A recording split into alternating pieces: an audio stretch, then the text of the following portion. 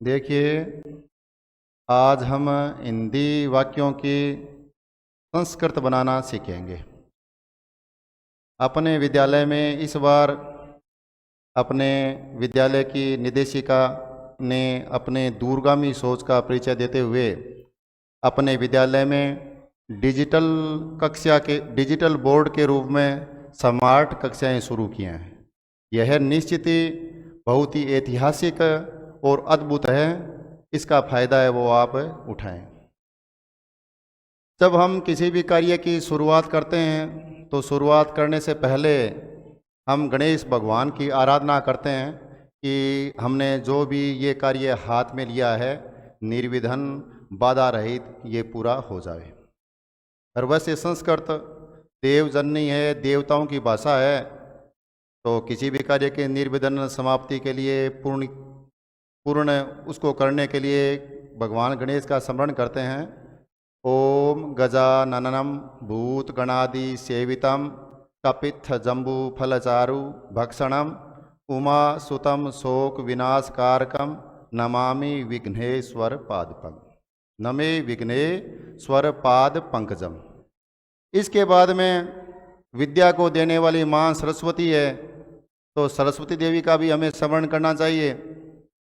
तो सारे विद्यार्थी सबसे पहले माँ सरस्वती का श्लोक जो मैं बोर्ड पे लिखूंगा आप उसको लिखेंगे और हमेशा इसको बोलोगे तो निश्चित रूप से आपकी जो विद्या है, आपका ये जो ज्ञान है उसमें वृद्धि होगी।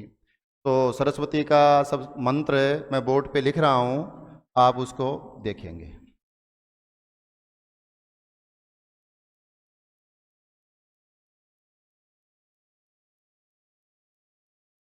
कराग्रे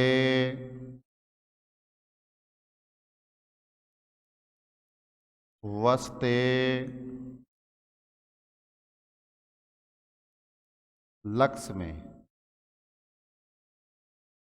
हिंदी अर्थ भी साथ साथ में इनका देखिए।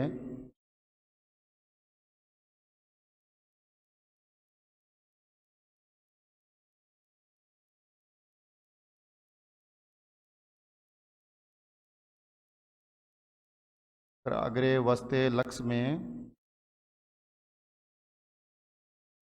कर कहते हैं हाथ को, अग्रे मानी आगे के भाग में, वस्ते का अर्थ होता है निवास करना अथवा रहना, लक्ष्य में धन को देने वाली माँ लक्ष्मी में, यानी हाथ के आगे के भाग में साक्षात माँ लक्ष्मी का निवास है। कराग्रे वस्ते लक्ष्मी कर मध्यये, कर मध्यये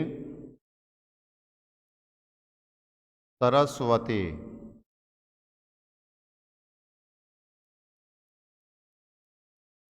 कर कहते हैं हाथ को, मध्य बीच में, सरस्वती विद्या को देने वाली माँ सरस्वती का, यानी हाथ के बीच में विद्या को देने वाली माँ सरस्वती का निवास है।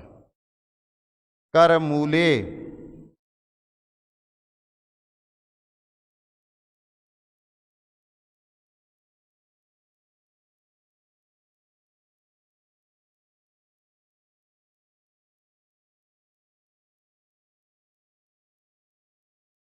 कर मूले, कर मानी हाथ के, मूले मानी नीचे के भाग में, गोविंद भगवान का हाथ के नीचे के भाग में साक्षात भगवान का निवास है।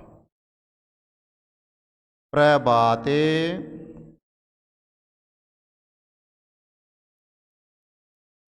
कर दर्शनम,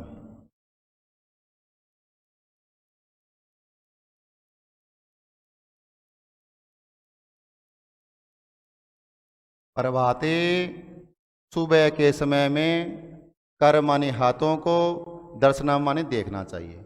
इसलिए सुबह के समय में बिस्तर त्यागते ही सूर्योदय से पहले सुबह के समय में अपने दोनों हाथों को देखना चाहिए। अगर हम शास्त्रानुसार इसकी बात करें तो जैसे ही पहली पंक्ति बोलेंगे तो अपने आँखों की जो दृष्टि है वो हाथ के अग्रभाग पे होनी चाहिए। दूसरी पंक्ति बोलेंगे तो अपने आँखों की जो दृष्टि है वो दोनों हाथों के मध्य में स्थित होनी चाहिए। इसके बाद में अंतिम जो पंक्तियाँ बोलेंगे तो वो अपने आँखों की जो दृष्टि है वो हाथ के नीचे के भाग में रहनी चाहिए। इसके बाद में जैसे ही हम धरती पे अपने पैर रखेंगे तो इसके बाद में मंत्र अगर आपको याद हो तो आप बोल सकते हैं, समुद्रे वसने देवी पर्वत स्तन मंडले विष्णु पत्ने नमस्तुभ्यम पादौ सपर्श क्षमस्व में। यानी माँ धरती पर पैर रखने से पहले आराधना करनी है धरती माता से, मातृभूमि से, क्योंकि जननी जन्म भूमि स्वर्गादपि गरियसी। एक तो जननी जन्म देने वाली माता और एक जन्म भूमि, ये स्वर्ग से भी बढ़कर है।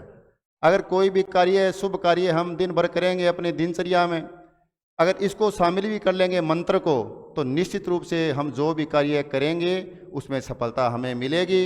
हम मन से, वचन से, कर्म से कोई भी बुरा कार्य करने की अपने मन में इच्छा रहेगी नहीं, बुरा हम कर ही नहीं सकते।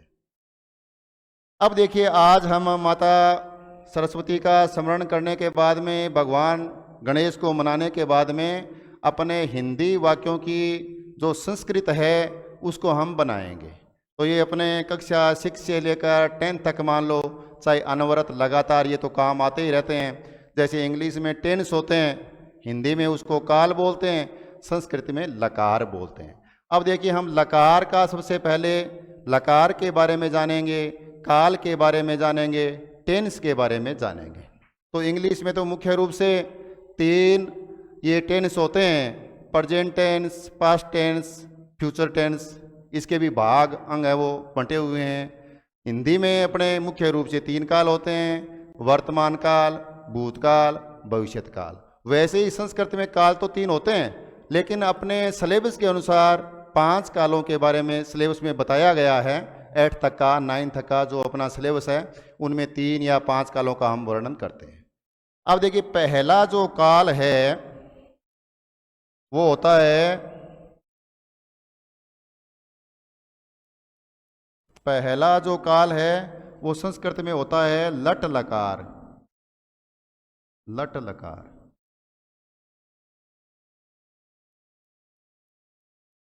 लट लकार, इसको हिंदी में बोलते हैं वर्तमान काल। अब सबसे पहले समझिए ये लट लकार क्या होता है, वर्तमान काल क्या होता है, प्रेजेंट टेंस क्या होता है। अब देखिए, जो भी कार्य हम लगातार निरंतर कर रहे हैं, चाहे वो खाने का, पीने का, सोने का, हंसने का, कोई भी कार्य हो, चाहे लगातार हम जिस कार्य को कर रहे हैं, या फिर इंग्लिश के अनुसार हम कहते हैं ना, जिस वाक्य के अंत में ता है, ती है, ते हैं, वो लट लकार का, वर्तमान काल का, प्रेजेंट टेंस का वाक्य होता है। तो अपने संस्कृत में उसे हम क्या कहेंगे, इसमें भी ता, ती, ते आदि तो आते ही हैं। जो कार्य निरंतर हो रहा है, लगातार हो रहा है, उसको कहते हैं वर्तमान काल, लट लकार, जिसको संस्कृत में बोलते हैं। दूसरा होता है लंग लकार। अब बच्चे लंग लकार को लिखने में गलती करते हैं। तो अब देखिए, संस्कृत में अड़े तो होता ही नहीं है, अड़े को अंगई बोलते हैं, तो लंग लकार। हिंदी में इसको कहते हैं भूतकाल।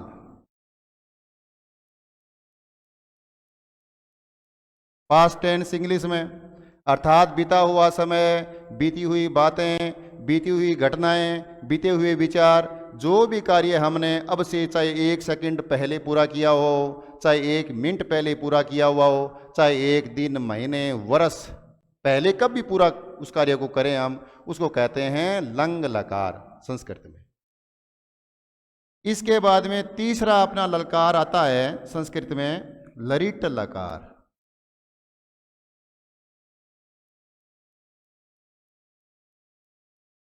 इसको हिंदी में बोलते हैं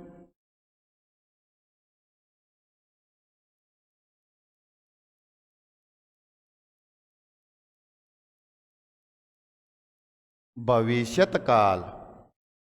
यानी जो आगे कुछ भी होना है, आगे होने वाली घटनाओं, विचारों, बातों, कार्यों की जो हमें जानकारी दे, जिनके बारे में हमें अवगत करवाए, वो होता है लिट लकार। भविष्यत काल फ्यूचर टेंस जिसको हम बोलते हैं।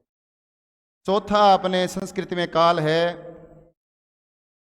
लोट लकार।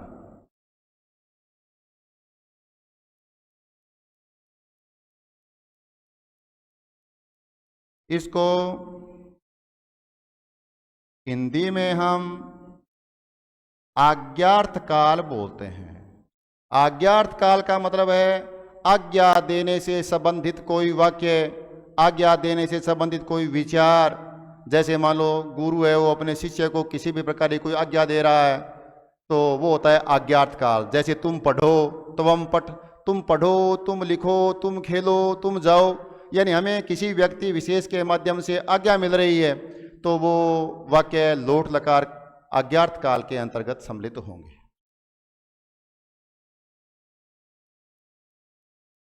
पांचवा होता है विधि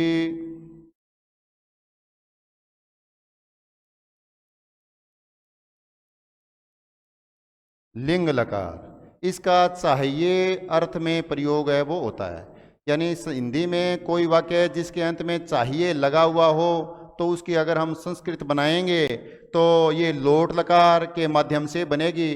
उसका धातु रूप लोट लकार में लिखेंगे, उसके बाद में उसका हिंदी अर्थ है वो बनेगा। लोट लकार विधि लिंग लकार कहते हैं, चाहिए अर्थ में इसका प्रयोग है वो होता है। चाहिए अर्थ में, जैसे तुम्हें पढ़ना चाहिए, तुम्हें खेलना चाहिए, तुम्हें हंसना चाहिए, तो चाहिए जिस वाक्य के अंत में आए वहाँ विधि लिंग लकार का प्रयोग होता है। तो ये संस्कृत में अपने 5 काल हुए हैं। अब इन 5 कालों के बारे में जानकारी अपने को हुई, किस काल को संस्कृत में क्या बोलते हैं। इसके बाद में हिंदी से संस्कृत बनाने के लिए अपने को धातु ज्ञान होना भी आवश्यक है। अब वैसे तो संस्कृत में बहुत सारी धातुएं हैं, हजारों की संख्या में हैं, लेकिन अपने को 6, 7, 8, 9, 10 इसमें 10, 20, 30 धातुओं का ज्ञान है, वो तो होना ही चाहिए, अपने सिलेबस में है ही। अब देखिए,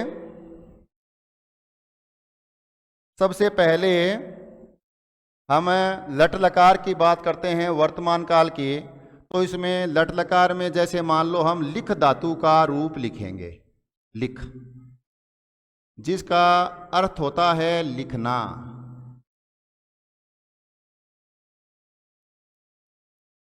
यह बिल्कुल सरल है, बिल्कुल सामान्य है। धातु रूप की यह पहली ईसीडी है। 6 क्लास के विद्यार्थी, 6ठी क्लास के विद्यार्थी प्राय इसको अधिकतर बोल देते हैं आराम से, कोई दिक्कत वाली बात नहीं है। जैसे लिख धातु का रूप हम लट लकार में वर्तमान काल में बोलेंगे तो लिखती, लिखता है, लिखंती, लिखसी, लिखथ है, लिखथ, लिखामी, लिखावह, लिखामह। अब ये धातु रूप लिखने से पहले अपने को इतना जानना भी जरूरी है कि भी संस्कृत में 3 वचन होते हैं और 3 ही पुरुष होते हैं। तो 3 वचन 3 पुरुष लिखने के पश्चात हम लट लकार में सबसे पहले धातु का रूप लिखेंगे।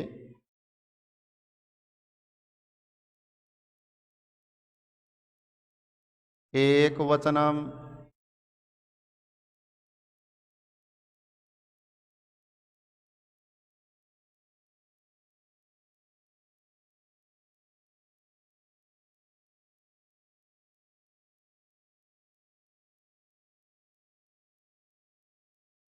एक वचनम,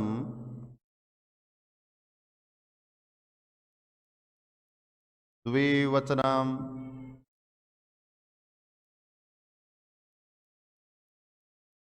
इसके बाद में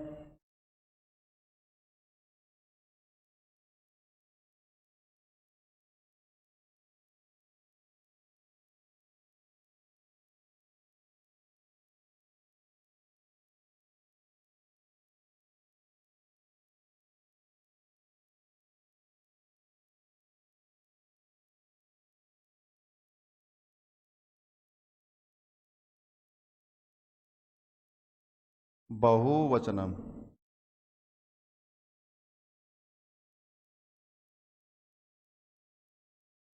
बहुवचनम। हिंदी में बोलते हैं एक वचन, द्विवचन, बहुवचन। एक वचनम, द्विवचनम, बहुवचनम। इसके बाद में तीन पुरुषों को लिखेंगे हम। तो एक तो संस्कृत में होता है प्रथम पुरुष है,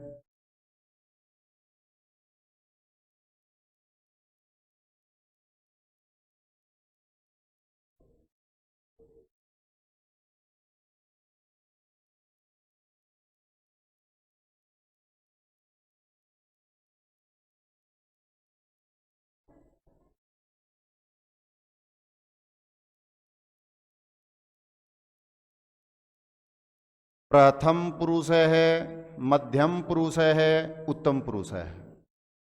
अब देखिए पद धातु का रूप हम, लिख धातु का रूप है वो हम लिखेंगे।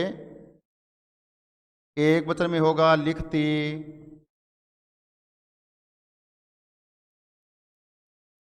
फिर द्विवचन में लिखता है,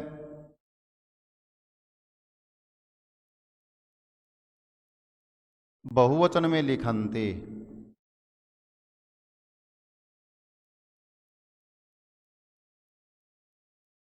अब देखिए इसमें आधा नय आया है लिखंती में, और तय आया है। आधे नय के पीछे छोटी की मात्रा लगी हुई है।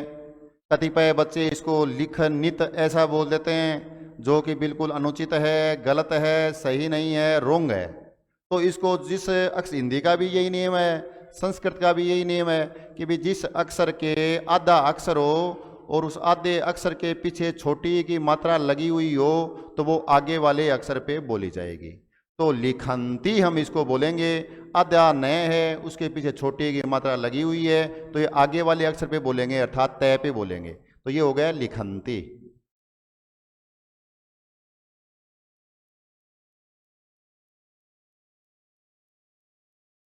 फिर मध्यम पुरुष में लिखसी,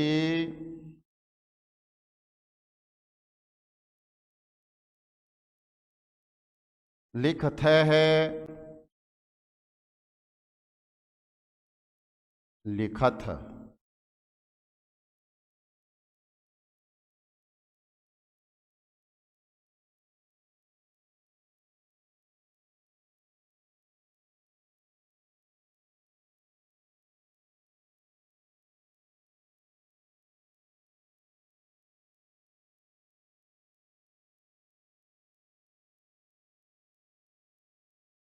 फिर उत्तम पुरुष में लिखामी, लिखावह, लिखामह।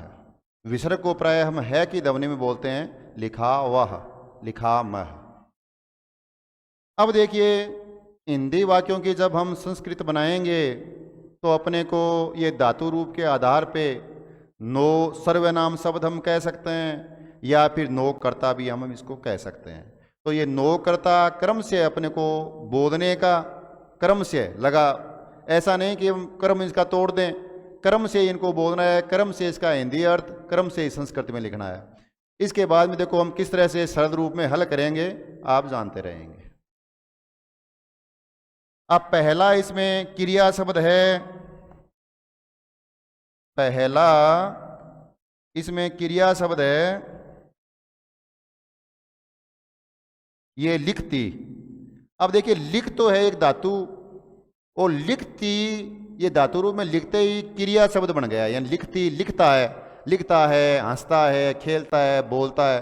यानी लिखती, वदती, पठती, चलती, नृत्यति, ये सारे के सारे क्रिया शब्द हैं। तो लिखती ये क्रिया शब्द हो गया। अच्छा अब देखिए ये नो सर्वनाम शब्द कह दो, चाहे इन्हें कर्ता कह दो। पहला कर्ता है से,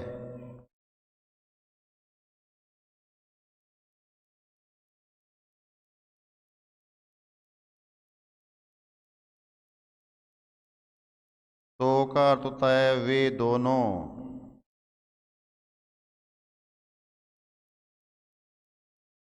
ते वे सब। चौथा करता है तवा। अब देखिए संस्कृत में अनुस्वार का अपने आप ही मैं बन जाता है। अगर हम मैं लिखते हैं तो अनुस्वार की जरूरत नहीं है, अनुस्वार लिखते हैं तो मैं की जरूरत नहीं है। जैसे बोले इसको तय वे, अनुस्वार को अपने आप ही हम मैं बोलेंगे, तवम, अनुस्वार को मैं बोलेंगे तवम हो गया। या फिर तवम हम ऐसे लिखें, तय वे और मैं के नीचे हलंत। ये चौथा अपना ये कर्ता हो गया जिसका अर्थ है तुम।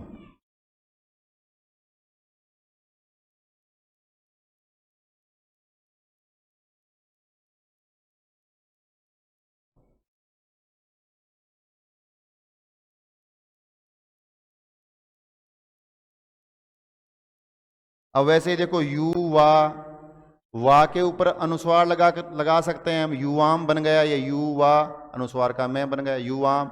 या फिर युवा और मैं के नीचे हलंत लगाएं, ये भी युवाम है। युवाम का अर्थ होता है तुम दोनों। और छठा है यूयम,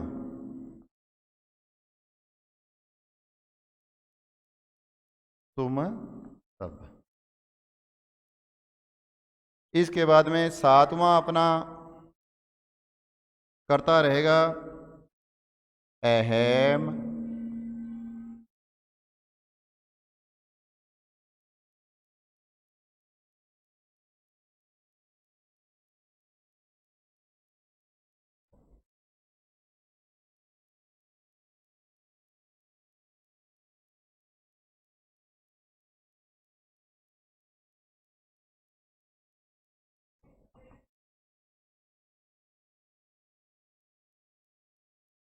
अब सातवां कर्ता जो मैंने लिखा है अहम, अब मैंने अनुस्वार लगाया है कुछ शब्दों के ऊपर, तो आपकी जानकारी के लिए, ताकि आप समझ पाएं कि भी अनुस्वार लगाया है उसका अर्थ भी मैं होता है, या आगे मैं लगा दिया वो मैं होता ही है। तो अहम सातवां कर्ता है, इसका अर्थ होता है मैं। आवाम का अर्थ होता है हम दोनों।